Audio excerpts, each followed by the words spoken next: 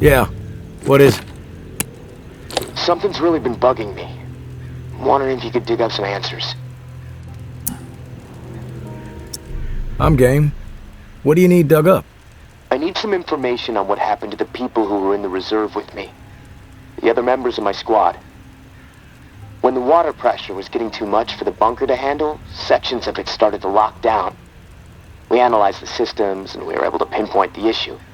They went off to fix it and left me behind in the reserve. But then the whole place locked down, trapping me inside. I tried to reach them by radio, but I got no response. I need to know what happened to them after they left. Where did they need to go to fix the problem? Near Rampart High School.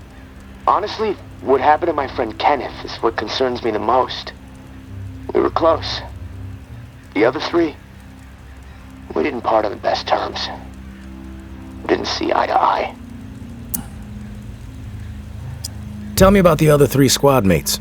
What was the problem? To be blunt, they were fucking assholes. Foster, Jess, and Trent, just horrible people, capable of horrible things. What did they do that was so horrible? They made a fucked up decision, okay? Kenneth and I were not cool with it, but they did it anyway. Let's just leave it at that. I'm not in the mood to get into it. Past is the fucking past. If you wander over to Rampart High, maybe you can dig something up. The gym is probably the best place to start. There was a disaster relief camp there that they were going to search. Find out if Kenneth made it. That's all I'm asking. Maybe it'll help me sleep better. Maybe not. I'll keep my ears peeled for what we need in the meantime.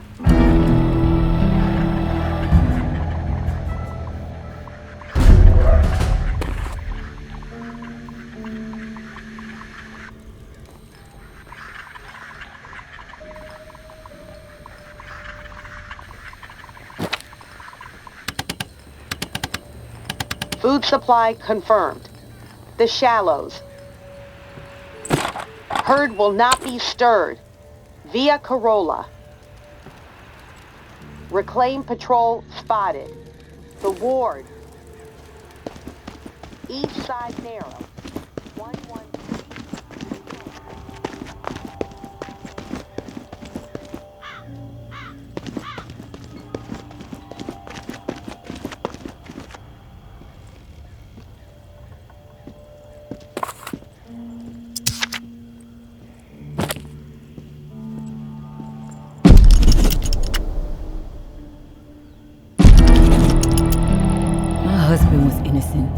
I don't give a damn what was on that map.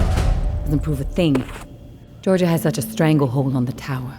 She could say if the sky was green and made of jello, then everybody behind the wall would nod, smile, and get out their spoons. Not me, and not my daughter. I'm going to prove to Umbra that we can rise above it all, that we can remain in truth. Which brings me to a confession to us. I didn't tell the full story of how I got the reserve key. Umbra called me out for omitting a critical detail. I am raising the kid right, I guess. To get the key, I had to hurt someone real bad. A dear friend. I almost killed her. In the moment, it felt like the right thing to do. No question. But I regained my senses for my daughter's sake. I could see her eyes pleading with me from across the room. "Stop, Mommy. This isn't right," they said. I was ashamed. I had succumbed to what the tower had become under George's influence. A breeding ground for betrayal, forcing people to turn against each other to survive. Sad thing is, I'd do it again in a heartbeat. Not proud of it, but it's true.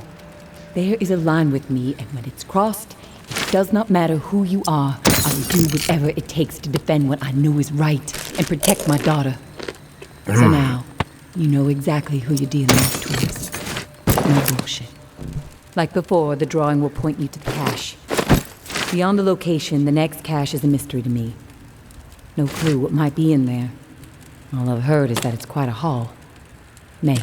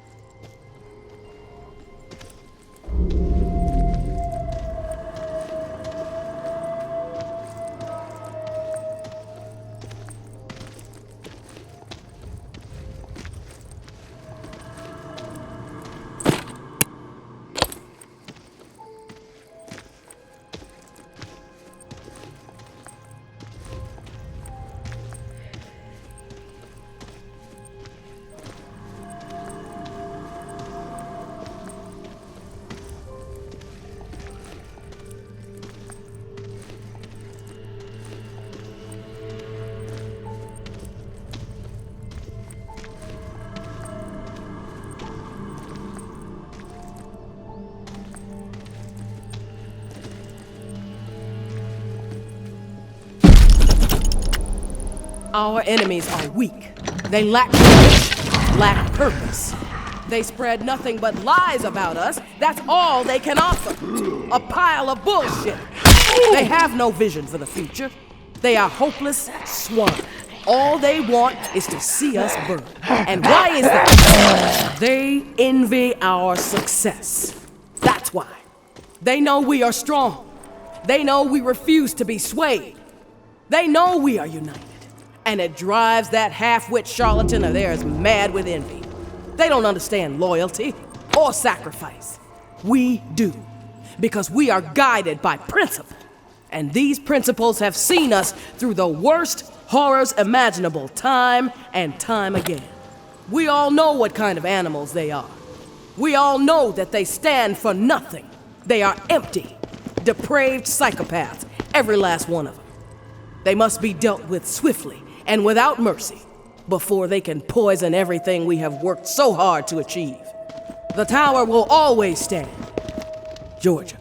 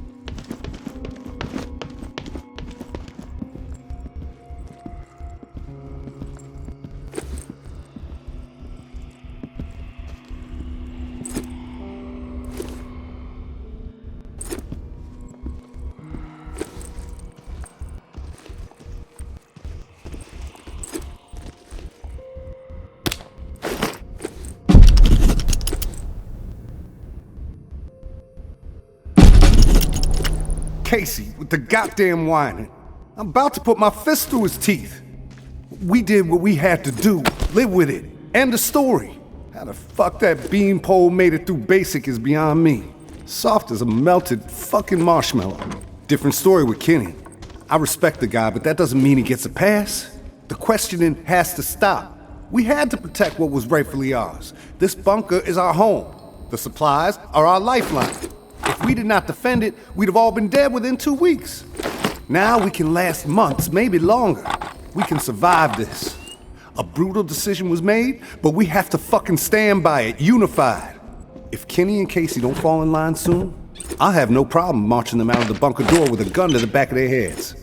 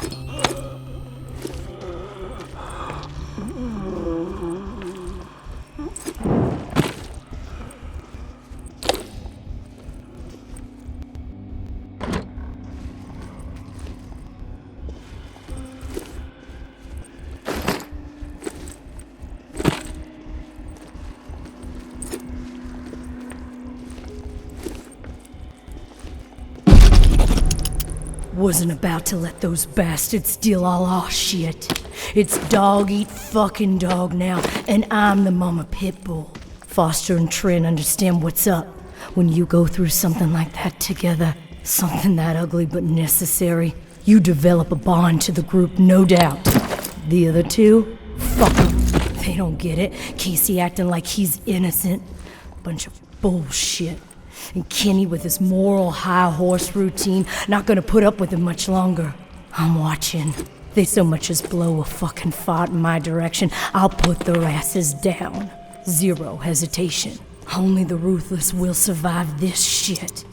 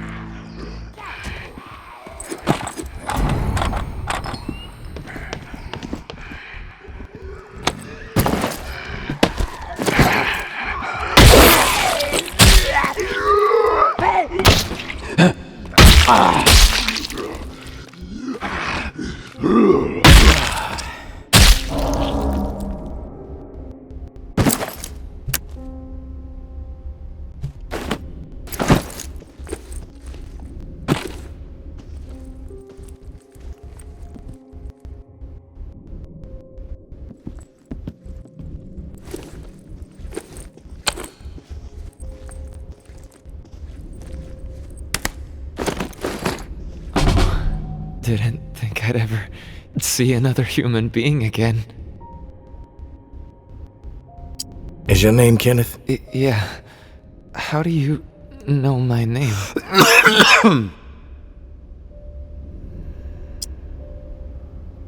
Casey asked me to look for you. He's alive. In the bunker. He wanted to know what happened to you and the rest of the squad.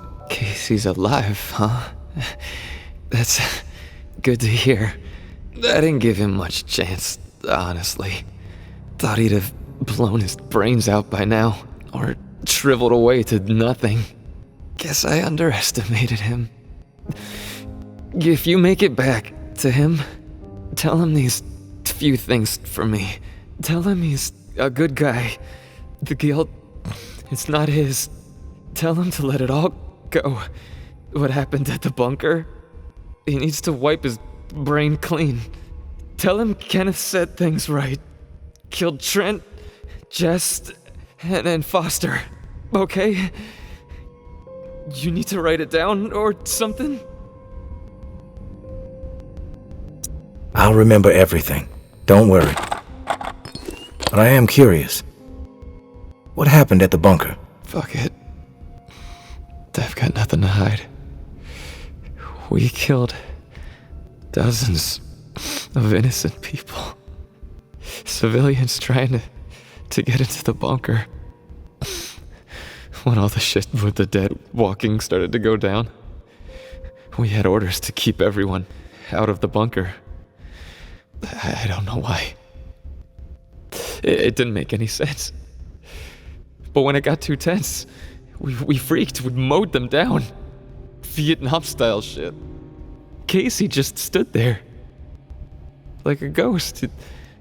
That fuck Foster started screaming at him to open fire with the rest of us. Later I asked Casey if he fired. He said that he pulled the trigger because he was scared that if he didn't, we'd all turn on him, add his body to the pile. He said he aimed his gun up in the rafters of the church. I believed him. He begged me not to tell the others. He didn't trust them. But he trusted me. We were friends. Listen, my brain is it's getting foggy. I'm seeing shit. I don't know how many words I got left. End me. Please. I've heard enough, Kenneth. I'll tell Casey we spoke. Tell him everything you wanted him to know. That's mighty nice of you, Uncle Tommy. Before you go to the bowling alley, blow my fucking brains out, yeah? That's the only way to remain human all the way to the end, right?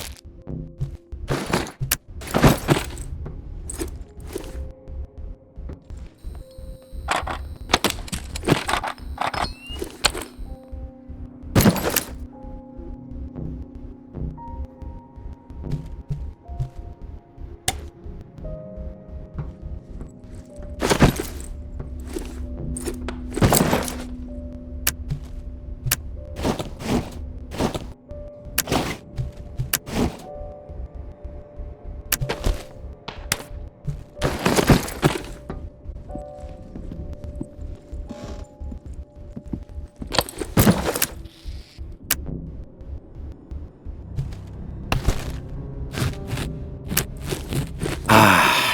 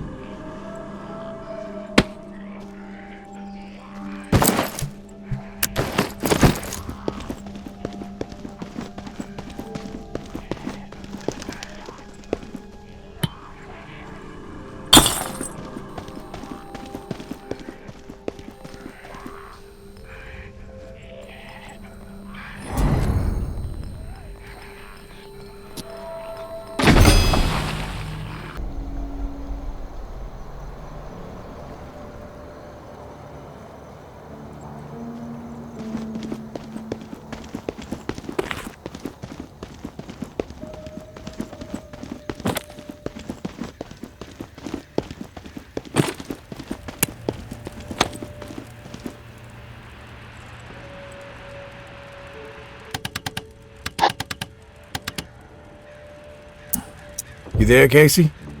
I'm back. Hey, tourist. Did you discover anything? I found Kenneth. You did? Is he still alive? No, he's dead. But he told me some interesting things before it was over. Shit. Rest in peace, Kenny. My friend. What did he tell you? He wanted me to tell you something. You want to know what he said? Yes, of course. What did he say? He said you're a good guy. Not to feel guilt about what happened outside the bunker. To let the massacre go. He told me all about it. From his perspective. But I am curious about yours. Well, if he told you what happened, why do you need to hear it from me? You know what you need to know, right? And you've told me my friend is dead, so we can move on, yeah?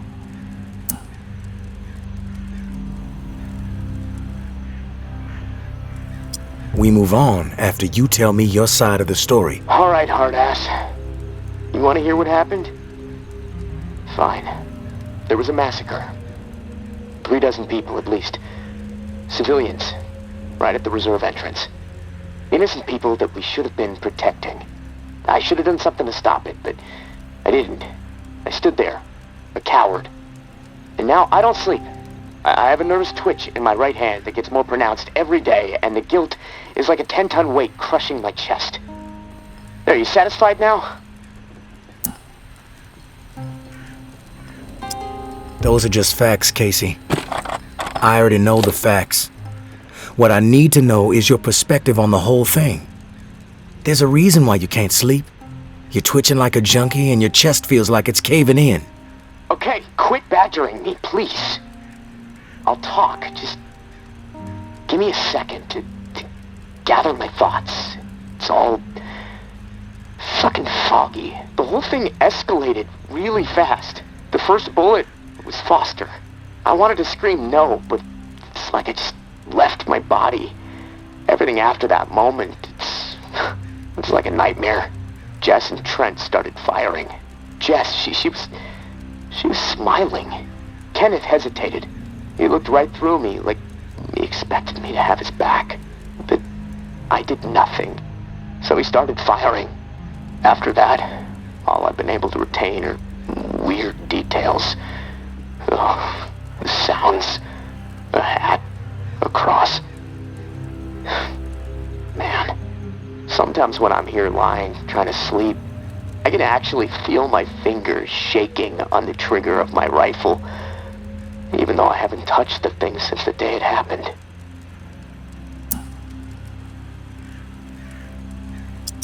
A cross? Like in a church? What's that all about? Yeah. It's fucking strange, tourist. I see it.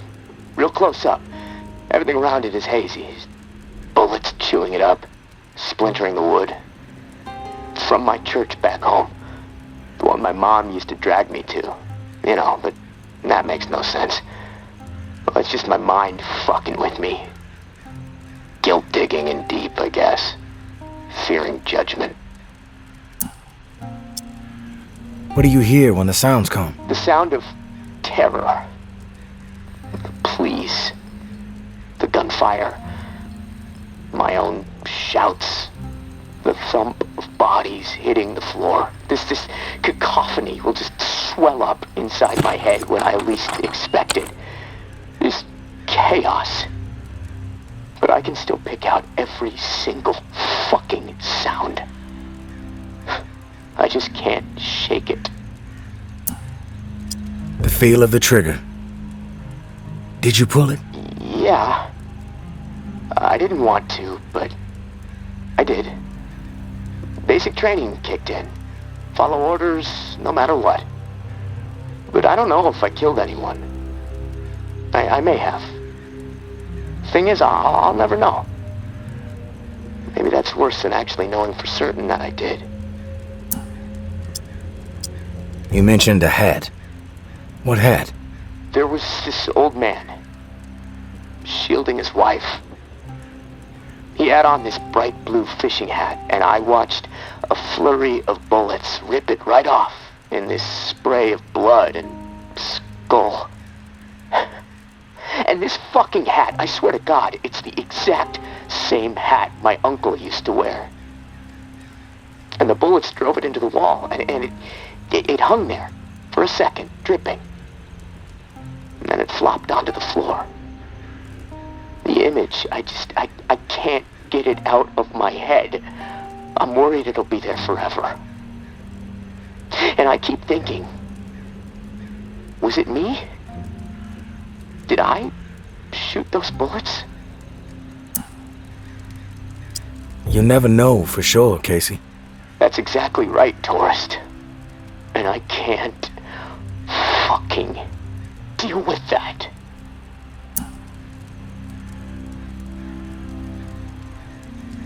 We've all piled up regrets. Impossible not to when the world is this fucked up. What sets the good man apart from the evil one is how you live beyond the regret. Do you make better decisions moving forward? I have to. I can't live with myself otherwise. I have to be better. Then you will be. Simple as that. If you say so. Look, tourist, this little chat, it's worn me the fuck out. And I've got rewiring to do to keep from getting electrocuted next time I use this radio. Not that it really fucking matters. Doubtful I'm getting out of here alive. Without that key that has everyone riled up, this is all a waste of time. I'm gonna go. I'll talk to you later, I guess.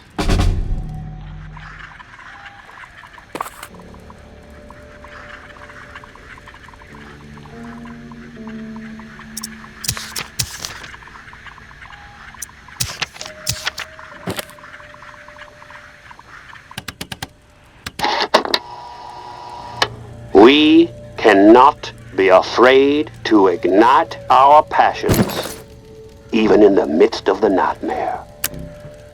No. It is precisely then, when the nightmare's claws are digging into the thin flesh of our fading hope, that we must defy the nightmare and live. Truly live. And make no mistake, mere survival is not living. Scrounging for crumbs like a timid field mouse, begging some simpleton who bumbled away into the role of heartless dictator for guidance? Not me. I choose to embrace everything that makes me human. I choose to carve my own way through this new world. I am not a lowly animal.